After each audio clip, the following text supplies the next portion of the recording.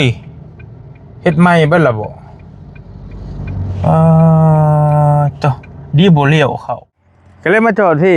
ยันรถเฉียวเอ้ยอยู่เฮือนกับไผอยู่เฮือนกับไผอยู่กับแม่สบายดีเนาะจริงเหรอมาได้แท้นี่โคนี่งามที่ดีอยู่พุ่นก็ต้องเลี้ยงก็เรียบร้อยแล้วใช้สร้างบ่ได้มาบ่ซั่นล่ะสร้างเราไปขึ้นเฮือนใหม่อยู่สุโตนมาพี่นะเน้นคักแล้วเฮือนเบิดเท่านี้เฮือนตัวใดห้องเจ้านี่ฮึบนอนห้องนี่แม่นบ่ใหญ่พี่เลือกคือมาอยู่ห้องพี่ห้องแม่พ่อกับแม่เจ้าตัวใดตัวนี้แม่นบ่ใหญ่คักอีหลีห้องนึงกะ4 เมตรผู้ประจักษ์อ้ายเบิ่งแม่นบ่ห้องนึงเซาจะดีบ่นี่นางจะดีไปสิได้เฮือนใหม่แล้วจะดีเนาะ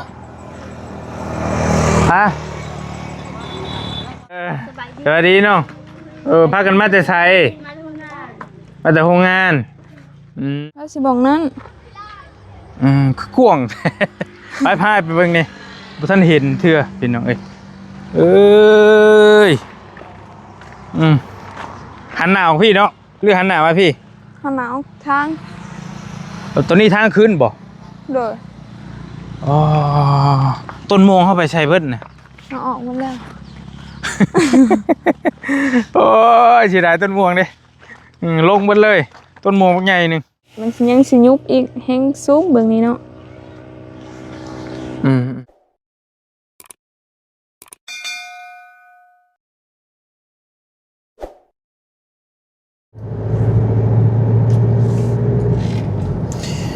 ไปพี่น้องไปบอลี่กำลังสิเดินทางมาหาน้องๆเพิ่นก่อนมาหา3 สาว 4 สาวมาแวะเยี่ยมยามเพิ่นก่อนเป็นจังไดเนาะน้องโอ้เข้าได้อยู่บ่ล่ะโอ้ยรุดไม่ก็ถึกบ่น้องใจดีน้องแต่งโอ้ยเฮ็ดไม่เบิดล่ะบ่จ้ะดีบ่เลี้ยวเขาเฮ้ยดุดไม่ไปเลยอันนี้บ่น้องใจดีน้องแต่งจริงน้องเลี้ยงน้องหลายน้องพี่น้องเอ้ยน้องกองมีน้องใจดีเป็นในรายการช่วยเหลือเพิ่นโป้ทั้งนี้จะก่อแหละโอ้ยโอ้ยเปลี่ยนแปลงไปหลายอีหลีนี่ใช้เป็นแนวใดจังไดอันนี้จนบ่อยากจื้อพุ่นแล้วอันนี้พี่น้องเอ้ยบ่ได้มาเหิงเติบเปลี่ยนไปหลายอีหลีแล้วหาหม้องจอดรถก่อนหาหม้องจอดรถกลับรถก่อนมันบ่มีหม้องจอดไปไทยนะมันบ่มีหม้องจอดรถแม่ก็เลยมาจอดที่ยันรถเฉียวอยู่เฮือนกับไผอยู่กับแม่สบายดีเนาะจริงเหรอมาได้แท้นี่โคนี่งามที่ดีอยู่พุ่นก็ต้องเลี้ยงโมเมนมาหยังก็มาฮวดโมเมนไม่หยังหมักปากเละโมเมนมาฮวดจะรอกินเบิ่งจะกินไปต้นในต้นน้ำกินแต่ชอบเละชอบตัวยังเละป่ะเนี่ยนะเป็นได้เพื่อนเขาไทยอ่ะ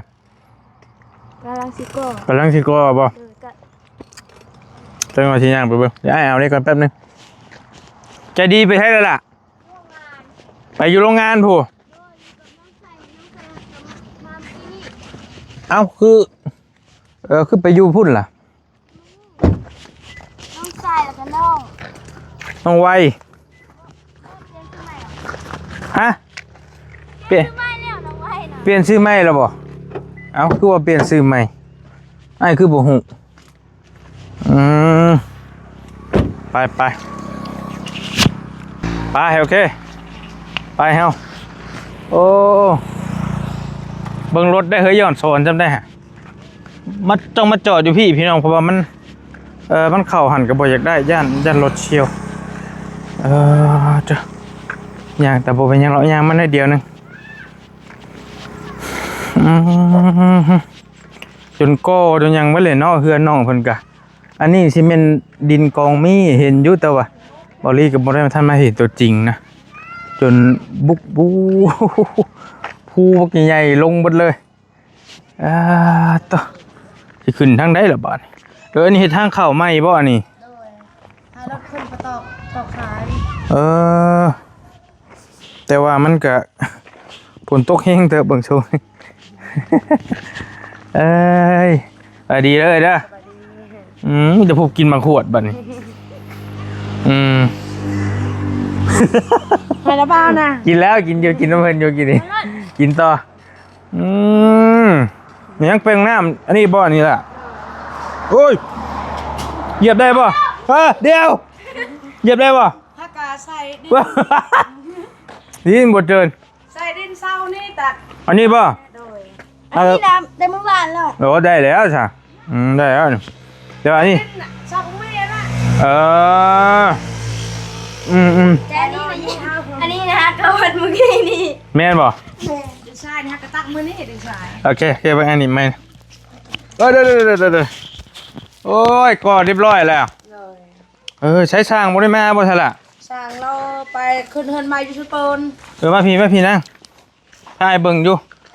อุ้ย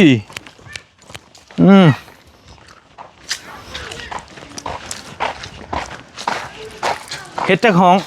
2ฮะ2ห้องเลยบ้าจิเจ้า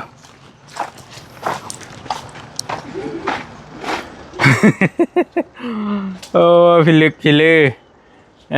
ถ้าเขาเบิ่งในได้ป่ะเหยียบได้ป่ะเขาเบิ่งได้เขาทั้งใด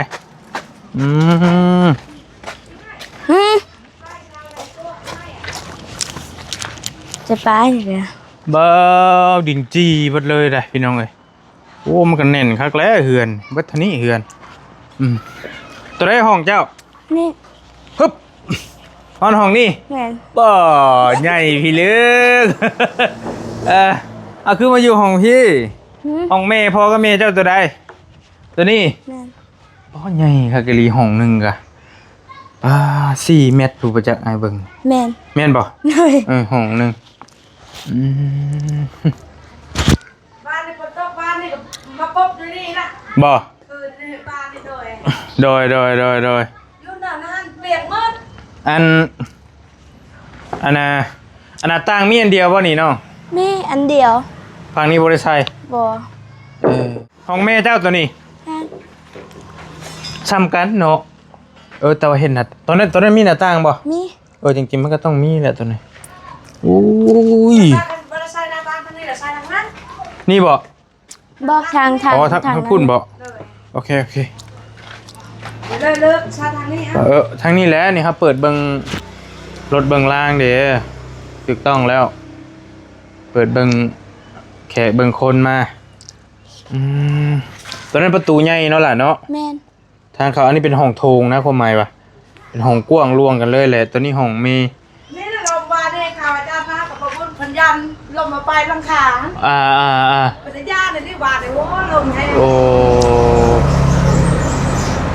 ได้อยู่ตีเพราะว่าโค้งเล็กน่าจะเน่นอยู่ตีความหมายว่าเขาย่านเสาไปนั่งวิวตีนนะไม่ใช่ตีเล็ก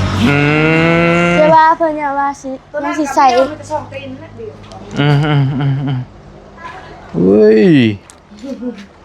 อันนั้นน่ะว่าเรื่องนี้ไม่ได้สำคัญเลยแต่ว่าเศร้าหันหอยานแบบเวลาฝนตกบ่ย่านดอกเน่นอยู่บ่เน่นดอกนะอันนั้นตัวสาวเล็กเห็นไหมแม่นบ่เน่นได้อันนั้นบ่มันมินเนาะมันมินนี่ไผซอยเจ้าอันนี้ล่ะไผชื่อมาให้ไผเห็นอันนี้5 ล้านแต่วิทย์น่ะทางลุงเพิ่ม4 ล้านมาต่อมาน่ะเป็นอาจารย์ลาวโดยมันเลยไผจ้างช่างแซงอันไผเฮ็ดอันมุงหลังคาอาจารย์มุงหลังคาลุงเพิ่มจ้างอันนี้เป็นทางอาจารย์ลาวโอ้เพิ่นสิเฮ็ดเฮาใช้นี่ล่ะแล้วเลยบ่แล้วเลยมีแต่ขึ้นไปอยู่เลย โอ้ยยาพี่ลึกสิโบกที่ยังให้ข้างแน่เลยบ่ แม่ ปัดชั่วเอ้ย สำนี้ก็อยู่แล้ว โอ้บัดชนี่แล้วล่ะเอ้ยสิโบกที่ท่าชีให้อีกวางก่อนมาหวดนะป้าก่อนจะพอกิน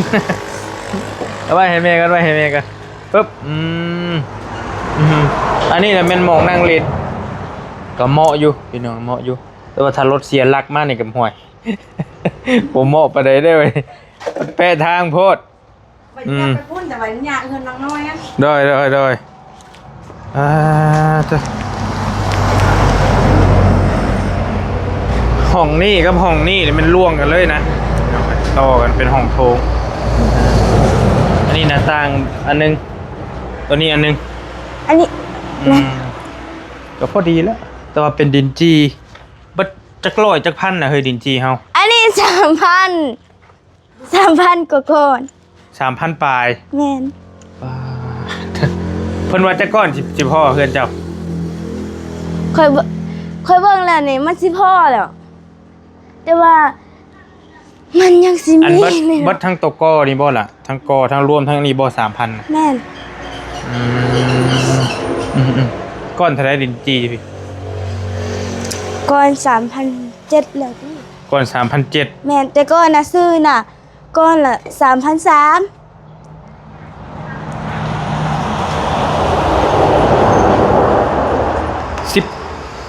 3,000แม่นบ่ แม่น 11 ตอนนี้ 11 ตอน ล้า นี้ น นะก้อนละ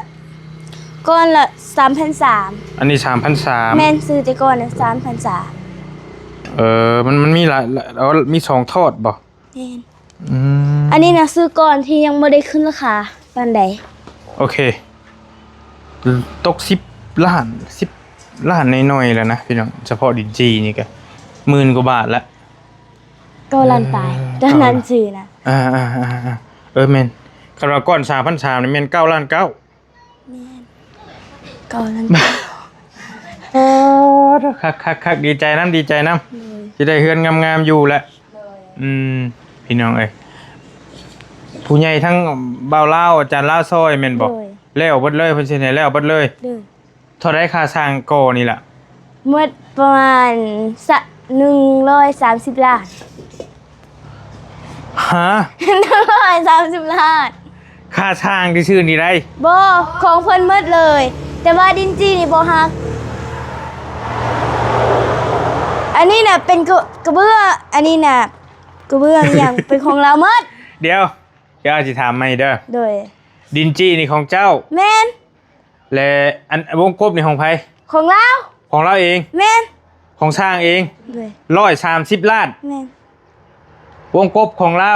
แม่น อันบานเบนก็สิแม่นของเราเบิดเลย เลย รวมทั้งกอ เลย ทั้งโบก โดย เทพื้น เลย มีติดกะโลนำ โดย ทาสีนำ โดย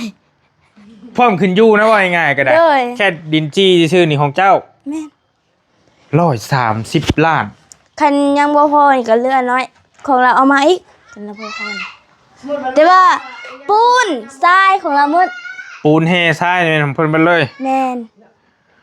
แม่นเหรอวะ แม่น เบิ่งไอ้สิคุณเบิ่งตีคร่าวๆ130 ล้านเท่าใดเด้บัดนี้ เงินไทยบ่ 200,000 ประมาณ200,000กว่าเด้ ปลายเพิ่นแม่นบ่ แม่น แม่น ป แล้ ระ ว มา เนาะ ณ เบิ่ง นั้นดิ 200,002บ่วะบ่แม่น201,000บ่แม่นอีก1,900,000ล่ะเอ้ยแม่นบ่130 ล้าน1,900,000ตีไป200,000ซะ200,000 บาทซะเนาะ โดย พอแล้วเบิดเลยปะแต่ว่าประเด็นว่ามันของรวมกับของเขาเจ้าเด้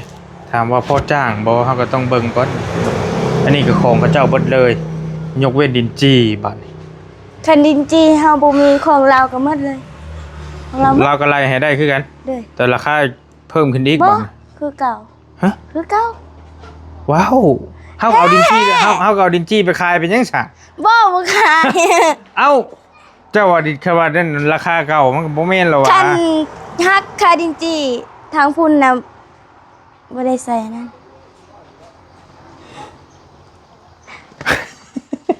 อ้ายบ่เข้าใจช่างมันเถอะ เจ้าสิถามทีมงานก็ได้ยันเจ้าบ่เข้าใจปานใดอื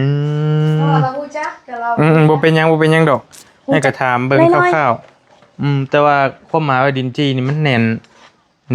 แฮงแน่นนะคนเวียดบ่เฮ็ดฮะ แม่น สร้างเวียด คนละถึง2คนคนเวียด พูดซื่อ เป็นกรรมกรแล้วนะ 2แม่น แต่ว่างามได้เวียดเฮ็ดเพิ่นละเอียดได้ แสดงเราหมดเมาเฮ็ด ดอยในบ้านก็หลายอยู่โอ้ดีใจน้ำลายได้เฮือนหลังใหญ่หลังโตลิพี่น้อง ซ เนาะ อยผู้ใหญ่จะดีบ่ซอยกับซาลี จักยามใดได้เนาะจักยามใดว่าซั่นซะ ทันแต่เช้าโคโลนล่ะ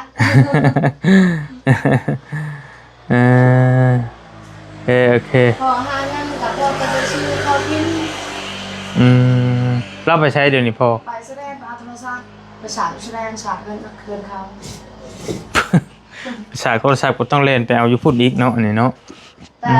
ต่ผ่านมาเนี่ยคุปปี้เนี่ยคือแต่ให้มันอิ่มทองล่ะพอได้ขึ้นอีกเดือนกับเดือน3 โดย เป็นบ่ซอยกัน โดย ขึ้นไปให้ ป้าโชคดีแล้วล่ะมีคนซอยจนว่าแล้วว่าทั่วคักนี่พี่น้องป้าออกมานอกพี่เฮาบัดนี้จะดีเพิ่นบ่อยู่ติจะดีไปท่านบ่ ไปโรงงาน มาพายไปหันนี่หน่อยนึง ไปใส่ไปโรงงาน ไปโรงงานไปฉากเบ็ดได้เบิ่งชงนี่ ไป จะดีนะ บ่ไปโรงงาน ไปของงานไปยังแหละความหมายวะ บ่ฮู้ นี่รถไฟฟ้าเจ้ายังอยู่บ่ มัน เบิดแบตบ่ โดย แต่ว่ายังใช้ได้อยู่แม่นบ่ ได้ แค่เบิดแบตซื่อ เฮ้ย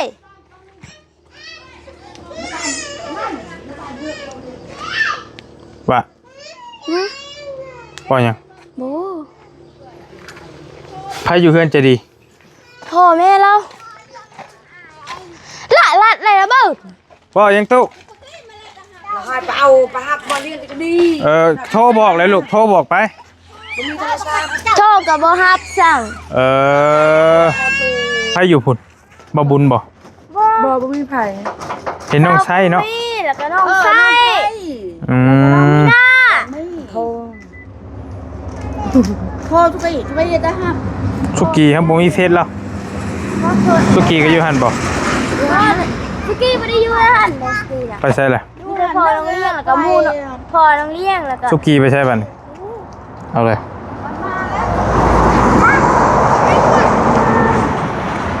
พายมานี่ก่อน นี่สักสี่ชื่อเป็นกาด สังกะสีเก้าบ่นี่ฮะ เลยสักสี่ชื่อว่าจะมุ่งเงิน จนเข้าขี้เมียงเนาะ เลยหลายปี อืม กันจะเมียงมาเลยอะไรเงี้ย อันนี้เสาจะดีบ่นี่นางจะดีไปใช้ได้ขึ้นไหมแล้วจะดีเนาะฮะไปใช้น่ะไปนั่มเขาแล้วเขาเจ้าจะพูดโอเคนี่ชาวใจดีจริงๆนะคือเห็นว่ามาเมื่อนี่พ่อแมนบ่นี่ แม่นถ้าก็มาเลย จักต้น24689อยู่นี้มองเห็นเทือนแล้วเนาะของนางใจดีอันนี้พี่น้องแต่ว่าเจ้าโตบ่อยู่ โอ้ยอยู่ หันตูดออกมานี้ไม่หันหน้าออกมานี่หันตูดไปพุทธอยู่ใกล้เซ่ใช่ ด้วย ฮะ ด้วย น้ำห่วยก็อยู่ต่อกับเพื่อนน้องเพื่อนนี่แหละพี่น้องแต่ว่าตอนนี้สิได้เป็นเพื่อนใหม่น้องแม่นบอกว่าเชียงมาพี่บาดดีแล้วเชียงเด้อมือได้สิยกเพื่อนน้องเพิ่น ได้แต่เสา ได้แต่ ขนาดเสายังสิบ่รอดได้นะมึง ต้นเท่าไรนี่ ต้นละ600,000 ชาวมดชาวปูนเลยเนาะ ค่าน้ำมันนี่แหละ กับบติแหละเข้าใจอยู่เม็ดเสาย าวผมได้ความหมายบ่แล้วประเภทไม้อีกเด้นี่ไม้ยังอีกประเด็นว่ะแล้วเขากระทาอยู่จะหน้า12หอยเบิ่งนี่หน้า15บ่ก็สิได้อยู่55 งามอยู่ได้เนาะซื้อกันเรียกกระเดียอยู่ได้เนาะเอาเรื่องอยู่ เรามีโซ่กันหายังมารัดไว้อีกนิดนึงนะครับก็ทำหมอกกลางไว้3 จุดว่าจะย่ำใดสิได้ปุ๊กยากได้เพราะว่าไฟกับบ่มีเพื่อกบไม้กบหยังยาก แม่นได้เนาะอันนี้เล่าเครื่องมาเองบ่นะ อันนี้ของเวียด เครื่องปั่นไฟเอง เครื่องปั่นไฟเอง ไป ไปได้ทางน้องแต่จริงเอาไฟผ้าเข้าเพื่อนยืมต่อก็ได้ ดูเนาะ แต่เฮาสิเอาเข้าอยู่ใช้ไผ เพื่อนดังเข้าดัง ดึงจากสายลงมาเลยเนาะกันว่านั่นก็ ใส่อยู่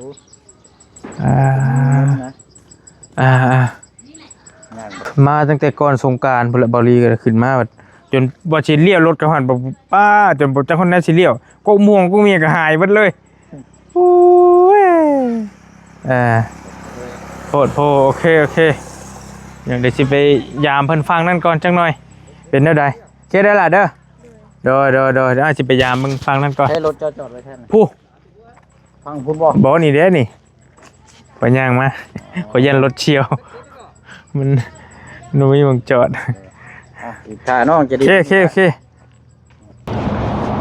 มาอย่างมาเบิ่งฟังพี่ก่อนบัดนี้กินนี่เบิ่งฟังพุทธมาเบิ่งกงมีน้องที่ดินน้องกงมีน้องอันนี้ก่อนทีโตพี่ลึกพี่ลือจนหลงพี่น้องบอลี่ก็ได้ตะกี้เฮามาเฮาสิขึ้นจอดอยู่นี่เด้แล้วมันสิมีกกม่วงกกเมียงเต็มอยู่บัดนี้เบิดแหละจนเป็นเบิดเลยพี่น้องไอ้เนาะ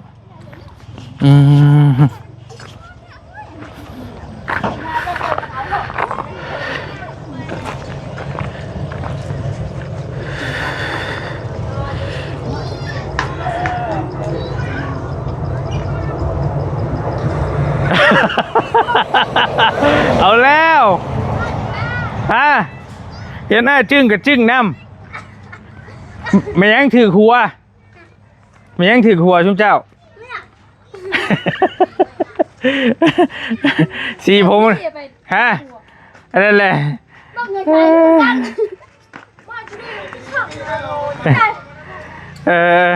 สวัสดีน้องพากันมาแต่ไสมาแต่โรงงานไปหาไอ้เพิ่นถ่ายอยู่ไปจะดีไปไอ้เพิ่นอยากว่าเวียกนำน้องกองเฮ็ดหยังมาหาดีกว่าสิเฮ็ดหยังแหละเอาว่ากองมีบ่แม่นบ่เอากองก็พอแล้วคำเดียวก็พอแล้วสวัสดีสิไปใช้สิล้างถ้วยล้างหัวล้างถ้วยพายขึ้นเบิ่งที่ไม้แหน่ไปบ่ทันเห็นขาตั้งกล้องอยู่ไสเอาไปให้แล้วนี่อันนี้ไม้นะแบบนึง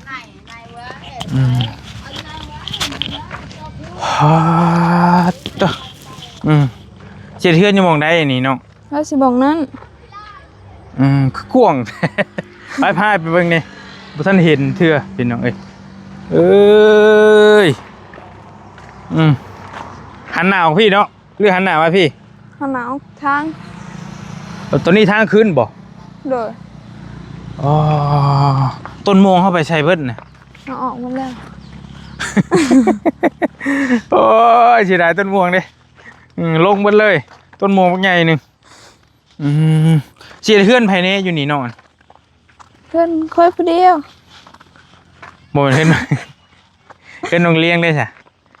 ยังบ่ทันมีบ่พุ่นน่ะคันว่าเพิ่นเฮ็ดอยู่ไสเฮ็ดใส่ก็ได้ค่ะว่าเฮ็ดบันนี้ก็ได้เฮ็ดบันนั้นก็ได้มันได้เฮ็ดอยู่กกหมู่ฮ้งก็ได้ใส่ก็ได้มันสิบ่ไกลโพดบ่เห็นว่าก็คันว่าเฮ็ดมองนี่ก็ได้ปานกันแต่ความหมายของเจ้าน่ะสิอยู่ระหว่างแถวนี้เนาะโดยว่าสิมองนี่แล้วถึกมันบ่หาดุดถึกมันครึ่งนึงพุ่นนะถิ่มเลยงามได้มันแล้วกับพวกโอเคอยู่ระหว่างนี้หันหนาวอย่างนี้เนาะโดยก็คักอยู่ได้งามอยู่ได้พี่น้องที่ ทีมันสูงทีมันค่อนข้างจะสูงแห้งก็สวัสดิ์สวยดีอยู่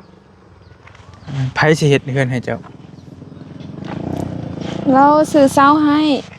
เรื่องว่าสิ ไผ เรา ไผเป็นคนซื้อมาให้ พระอาจารย์ บอสในทีมงานเพิ่นซื้อหยัง อันนั้นบวุ้นสารวัน บาบุญสารวัตร โดย เพิ่นสิเฮ็ดเฮือนแบบใดให้เจ้า ยังบ่ฮู้ เสาได้แล้วบ่เสาหรือจังได๋ ยังบ่ฮู้เสาจักใดเลยยัง แต่ความหมายว่าเอ่องบตอนนี้หันมีแต่เสาบ่มีแต่เสาซื้อเฮือนเจ้านะ มีแต่เสา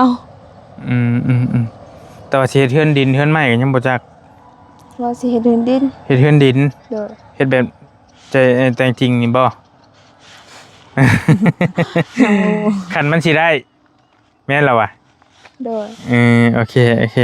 แต่ว่าใจดีนั่นจะเป็นเฮือนไม้ตัวนะพี่น้องเอ้ยชิ้นใหญ่ทำนี่เลยบ่เพิ่นเว้าหรือว่านี่แหละหรือเจ้ายังบ่ทันจัก น้อยกว่านี้ น้อยกว่านี้หน่อยนึง โดย มันก็ใหญ่โพดกะฉันว่าเจ้าก็เป็นเจ้าอยู่กับอยู่กับ อยู่ผู้เดียวมันก็แล้วก็ต้องอยู่ผู้เดียวก่อนแล้วว่ะ โดย เอาผ้าให้นางไอ้กระนางเอากันว่าอนาคตเอาผัวก็อยู่กับผัว2คนเนาะ โดย มันใหญ่โพดอันนั้นใหญ่โพด มันบ่ฮอดซ้ำเฮือนจริงๆยัง แต่ถามว่ามันบ่โพดหรอกคันว่าเฮามีเงินพออ่ะนะเฮ็ดใหญ่กว่าหันก็แฮงดีมันแฮงกว้างอ่ะนะแต่ความหมายว่า ยายโพดย้อนเฮาบ่มีเงินนี่แหละ จะก็ขายมันขายหยังแล้วตื่มใช้มันก็งามอยู่เด้ มันงามแต่ละคาม จักสิเท่าใดปีนี้เนาะ โดยปีนี้ยังบ่ฮู้ซ้ำ ไถมันถิ่มหมดเลยโอ้เสียดายเด้อแต่ยาแล้วแค่ว่าบ่ไถเฮาก็บ่ได้เดินเด้เท่าใดอันนี้จ้างไถเดินนี่ 5 ล้าน 5 ล้านพุเฮิงบ่เพิ่นเฮ็ดจักมื้อฮะ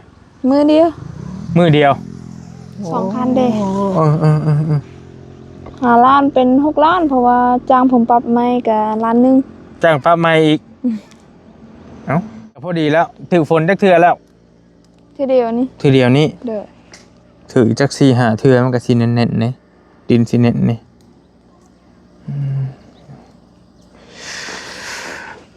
โอเคน้องเจ้าไปใส่เท้าอันนั้นเพิ่นอยู่ไส ไปแสดงบ่ค่อยหากลับมาแต่โรงงานแต่ เพิ่นบ่ได้อยู่โรงงานบ่ บ่เราไปแสดง ยามใดสิมาบาดนี้ แล้วว่าคันอายมาแล้วให้โทรเรา